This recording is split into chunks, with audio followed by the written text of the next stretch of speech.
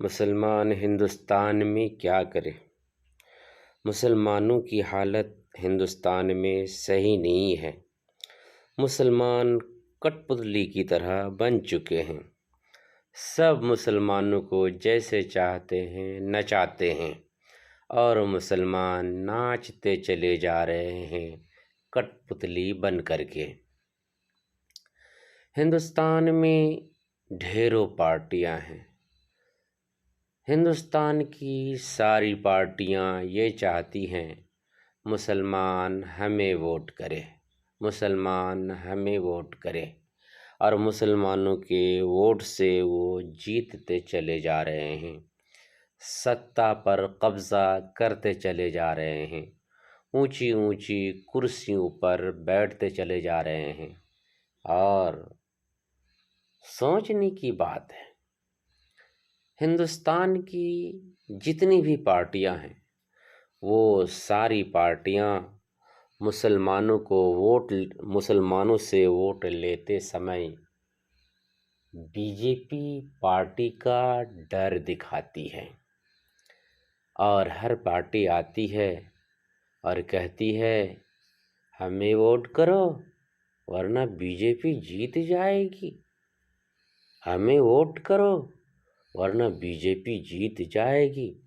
और मुसलमान बीजेपी के डर से हर पार्टी को वोट दे देते हैं, चाहे समाजवादी हो, आरजेडी हो, जेडीयू हो, आरएलडी हो, आम आदमी पार्टी हो, या एक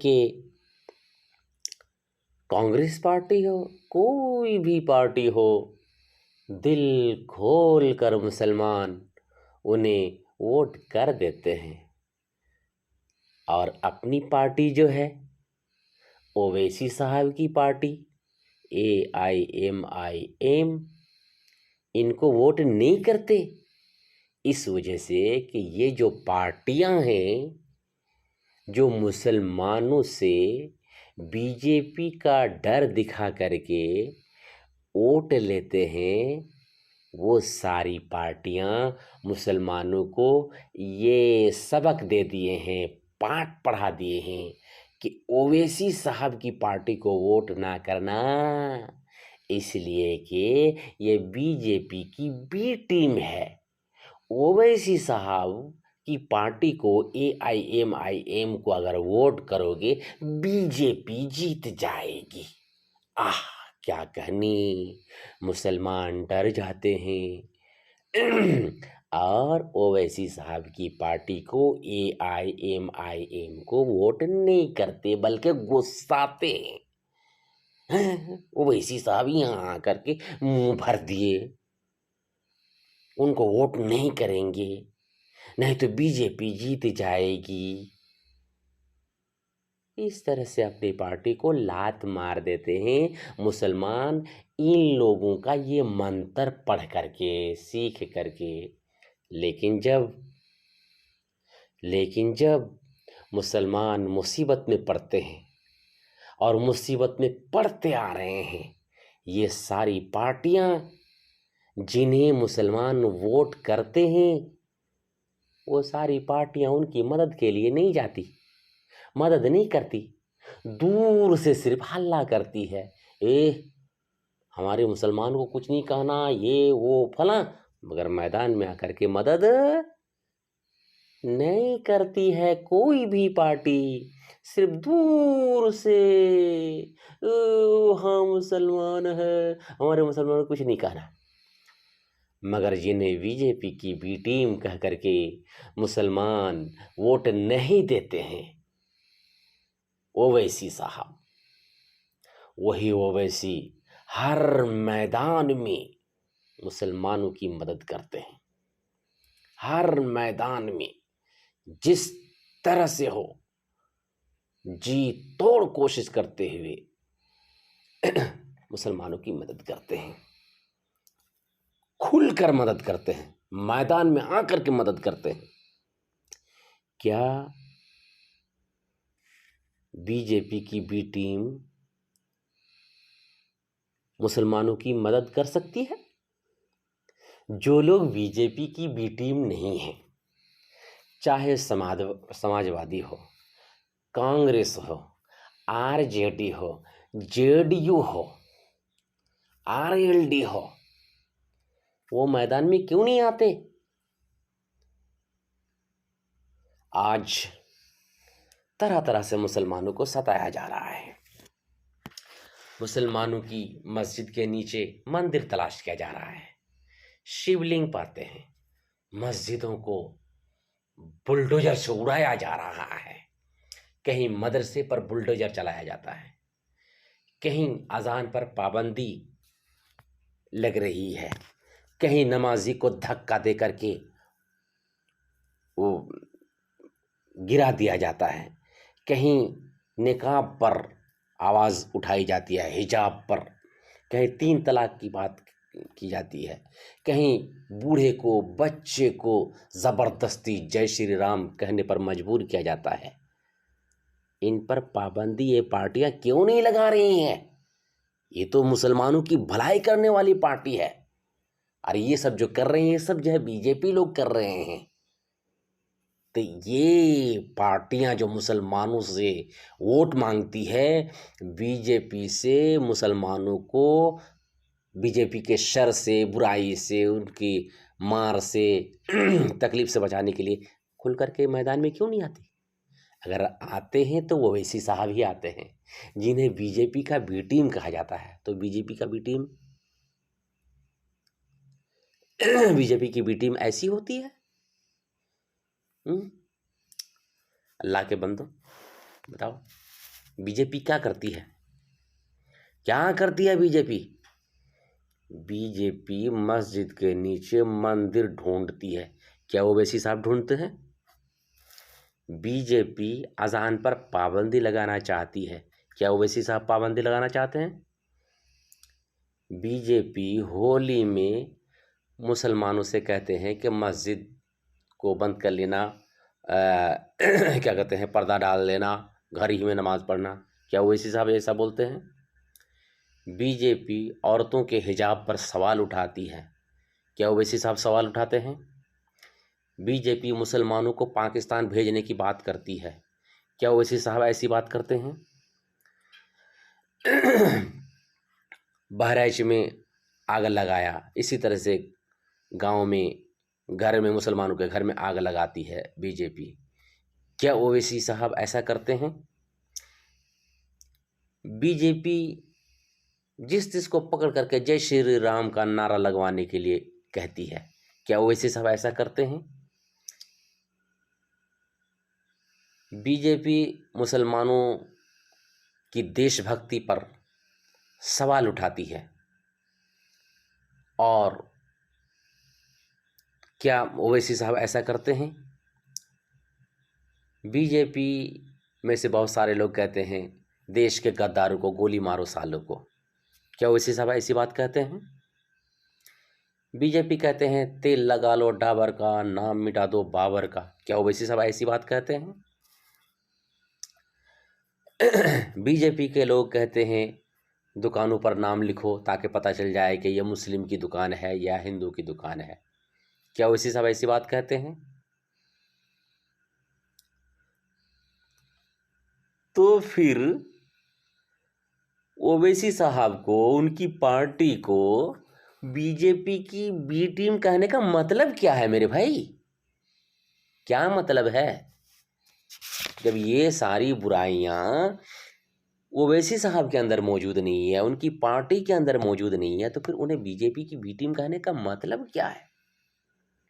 ओवैसी साहब तो हमेशा मुसलमानों के दुख दर्द में बढ़ चढ़ करके हिस्सा लेते हैं, और वो मुसलमानों को अपनी तरफ बुलाते हैं, गला फाड़ फाड़ करके आ जाओ, मेरा साथ दो। लेकिन कुछ लोग उनके बारे में कहते हैं कि नहीं वो बीजेपी की बी टीम है, उनका साथ ना दो। तो जो लोग कहते हैं कि उनका साथ ना दो, वो तो बीजेपी की बी टीम नहीं है, तो फिर तुम्हारी मदद में, मुसलमानों की मदद में वो आते क्यों नहीं है? उसकी वजह बिल्कुल साफ है। सिर्फ ये सारी पार्टियां जो बीजेपी का डर दिखाती है मुसलमानों को, ये कभी भी नहीं चाहती है कि मुसलमान देश में मजबूत हो जाए। कभी भी दिल से नहीं चाहती है कि मुसलमान देश में मजबूत हो जाए। वो सारी पार्टियां चाहती हैं घूट घूट करके जिए और मुसलमान ऐसे ही अपाहिज बन करके रहे और उनके वोट से वो जो है राज करे। वरना क्या मतलब है? मैं इसको प्रूव कर सकता हूं। नीतीश कुमार जी टोपी लगा करके मुसलमानों के बीच में आ जाते हैं और मुसलमानों का हमदर्द अपने आप को साबित करते हैं। मगर उन्होंने क्या किया? क्या उन्होंने मुसलमानों के साथ गद्दारी नहीं की? एनआरसी में उन्होंने एनआरसी का समर्थन किया, मोदी जी का साथ दिया। अभी वक्फ बिल का समर्थन उसने किया। अभी तो मोदी जी की हुकूमत नहीं है पूरी। इससे पहले मोदी जी पूरे बहुमत के साथ अपनी सरकार चला रहे थे। अभी तो नीतीश साहब, इसी तरह से चंद्रबाबू नायडू और रामविलास पासवान का बेटा चिराग पासवान, जयंत चौधरी, ये सबको मिला करके गठबंधन करके गठबंधन की सरकार चला रहे हैं। और वक्फ बिल को पास करने का पूरा पावर मोदी जी के पास नहीं है। तो इन लोगों ने, चाहे चंद्रबाबू नायडू हो जो मुसलमानों का वोट लेते हैं, टोपी लगा करके मुसलमानों के बीच में चले जाते हैं, इसी तरह से नीतीश कुमार भी और सब भी मुसलमानों की हित की बात करते हैं। लेकिन मुसलमानों की जब जमीन हड़पने की बात आई, सब ने समर्थन किया। क्या हुआ? कैसे मानेंगे कि ये सारी पार्टियां मुसलमानों को दिल से चाहती हैं और क्या कहते हैं, मुसलमानों की मदद करना चाहती हैं? ऐसी हालत में मुसलमानों को क्या करना चाहिए? मुसलमानों, बट करके ना रहो। इसी बटने की वजह से आप लंगड़े बने हुए हैं, आपके अंदर दम नहीं है। अपने कदमों पर खड़े हो जाओ, अपनी पार्टी को मजबूत करो, ओवैसी साहब का साथ दो। मुसलमानों ने जब अंग्रेज देश में आए और मुसलमानों ने अपने आप को छोड़ दिया तो उन्हें नुकसान उठाना पड़ा। सिराजुद्दौला की हार क्यों हुई थी पलासी के मैदान में? इसलिए कि सिराजुद्दौला का साथ उनके फूफा मीर जाफर ने नहीं दिया था। सिराजुद्दौला की हार हो गई। टीपू सुल्तान की हार क्यों हुई थी जनरल हारिस के मुकाबले में, अंग्रेजी कमांडर के मुकाबले में? इसलिए कि टीपू सुल्तान के सरदारों ने, जैसे मीर कासिम और मीर सादिक और दीगर सरदारों ने टीपू सुल्तान का साथ नहीं दिया था। टीपू सुल्तान की हार हो गई। अल्लाह के बंदो, आज आप किस किस किस का साथ दे रहे हैं? जो मुसीबत में आपको छोड़ देते हैं और जो मुसीबत में आपका काम आते हैं, जनाब ओवैसी साहब, आप उन्हें बीजेपी की बी टीम कह रहे हैं। कह रहे हैं कि ये बीजेपी का बी टीम है। अल्लाह के बंदो, जो बीजेपी हो या बीजेपी जैसा रूल अदा करे, वो मुसलमानों के लिए तड़पेंगे, उनके दुख दर्द में साथ उनके साथ उनका साथ देंगे? ऐसा कभी भी नहीं हो सकता। आपको धोखे में डाला जा रहा है, आपको बेवकूफ़ बनाया जा रहा है और आपसे फ़ायदा उठाया जा रहा है और आपके नीचे खुरपी लगा करके आपको उठाकर फेंका जा रहा है। इस वजह से आप सोचिए और अपनी पार्टी को मजबूत करने की कोशिश कीजिए। चाहे वो हारे, चाहे वो जीते, वोट उन्हीं को कीजिए। इनको वोट करके हमारा क्या हो रहा है? कहाँ हमारी मुसीबत कम हो रही है? घुमा फिरा करके वही दिन ब दिन हम मुसीबत में फंसे हुए हैं, फंसते चले जा रहे हैं। तो इन सब पार्टियों को वोट देकर ना देकर सब बराबर है। हम यूं भी मुसीबत में हैं, पहले भी मुसीबत में और बाद में भी मुसीबत में। इस वजह से हमें क्या करना चाहिए? अगर हम अपनी पार्टी को मजबूत करते हैं, जैसे ओवैसी साहब की पार्टी है, इसी तरह से एसडीपीआई है, तो हमें अपनी पार्टी को मजबूत करनी चाहिए। अगर ओवैसी साहब की पार्टी मजबूत हो जाती है तो अभी जितना उनका पावर है, उनका पावर और बढ़ जाएगा और इंशाअल्लाह जो मुसीबत जो मुसलमानों पर आ रही है उसमें कमी होगी। इसी के साथ साथ हमें और भी एक काम करना चाहिए। हम मुसलमानों को तालीम में हमें आगे बढ़ना चाहिए और दीनी तालीम के साथ साथ दुनियावी तालीम भी हासिल करनी चाहिए और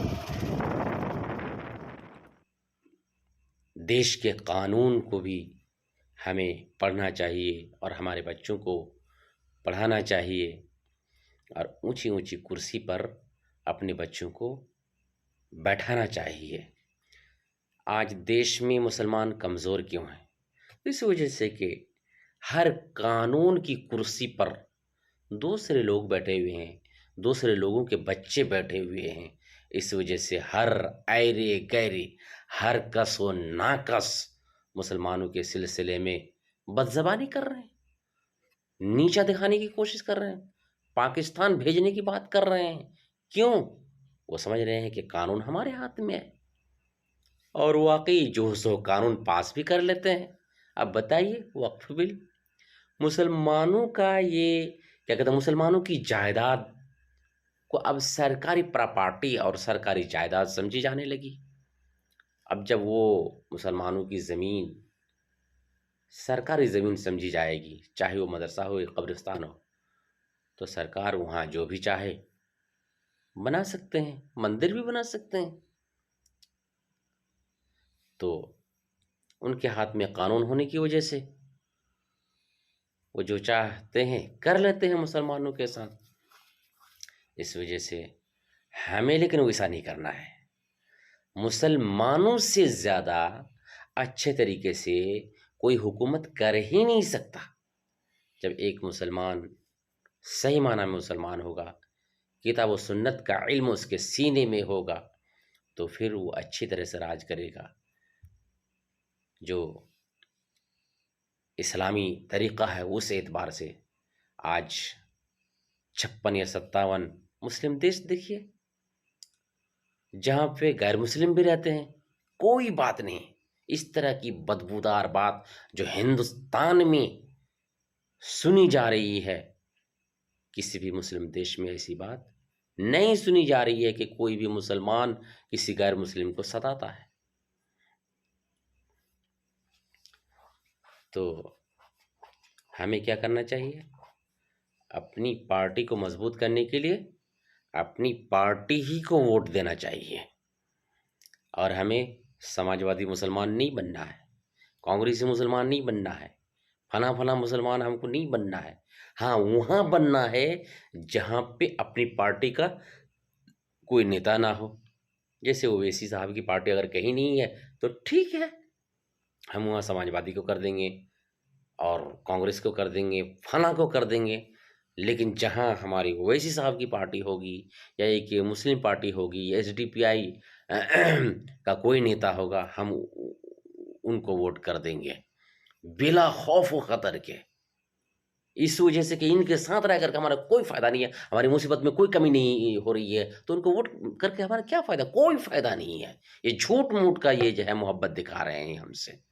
हाँ, अलबत्ता कुछ भाई हमारे ऐसे हैं जो नेता नहीं है हमारे हिंदू भाइयों में, वो मुसलमानों की हित की बात करते हैं, लेकिन ये नेता लोग जिन्हें हम वोट देते हैं, ये दिल से मोहब्बत मुसलमानों से नहीं करते। अगर दिल से मोहब्बत करते तो मैदान में उतर करके मुसलमानों के कांधे से कांधे मिला करके मुसलमानों को की हित की बात करते और मुसलमानों को उनका हक दिलाते।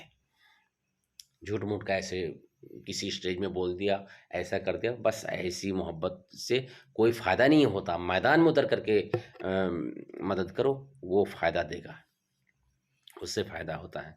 इस वजह से मुसलमानों से हम यही कहेंगे कि गलतफहमी में ना रहें, शक में ना रहें